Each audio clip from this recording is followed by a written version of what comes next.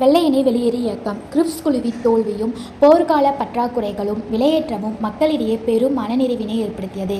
அதாவது வெள்ளையனே வெளியேறு இயக்கம் எந்த இயர்னா 1942ஆம் ஆண்டு ஆகஸ்ட் 8 வெள்ளையனே வெளியேறு தீர்மானம் நிறைவேற்றப்பட்டது. காந்தியடிகள் செய் அல்லது செத்துமடி என்னும் முழக்கத்தை வழங்கினார்.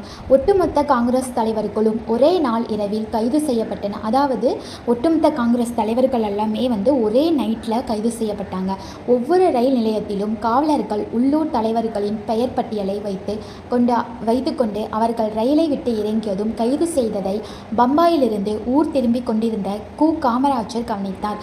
அதாவது அந்த காங்கிரஸோட லிஸ்ட் எல்லாத்தையும் வச்சுட்டு ஒவ்வொரு ரயில் பெட்டியிலிருந்தும் இறங்கினவங்க எல்லாத்தையுமே கைது செஞ்சாங்க. அதை உற்று நோக்கிட்டு இருந்தார் யார்? காமராஜர். காவல்துறையினரின் கண்களில் படாமல் அரங்கோணத்திலேயே இறங்கினார். அதாவது காவல்துறையெல்லாம் கைது செஞ்சுட்டு இருந்தாங்களே, அவங்களோட கண்களில் படாமல் அரங்கோணத்திலே அவர் இறங்கிட்டார். பின்னர் அவர் தலைமறைவாகி வெள்ளையனே வெளியேறு இயக்கத்திற்காக மக்களை திரட்டும் பணியை மேற்கொண்டார். துண்டு பிரசுரங்களை விநியோகம் செய்து கொண்டிருந்த போது ராஜாஜியும் சத்தியமூர்த்தியும் கைது செய்யப்பட்டனர். அதாவது துண்டு பிரசுரங்கள் எல்லாத்தையும் வித்துட்டு இருந்தபோது ராஜாஜியும் சத்தியமூர்த்தி 2 பேருமே கைது செஞ்சுட்டாங்க. தமிழ்நாட்டில் இவ்வியக்கம் பரந்துபட்ட அளவில் நடைபெற்றது.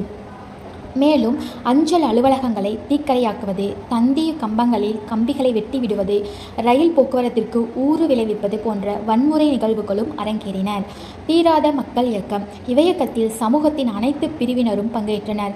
பக்கிங்காம் மற்றும் கர்நாட்டி மில், சென்னை துறைமுகம், சென்னை மாநகராட்சி மற்றும் மின்சார டிராம் போக்குவரத்து போன்ற இடங்களில் பெருமளவிலான தொழிலாளர்கள் போராட்டங்கள் நடைபெற்றன.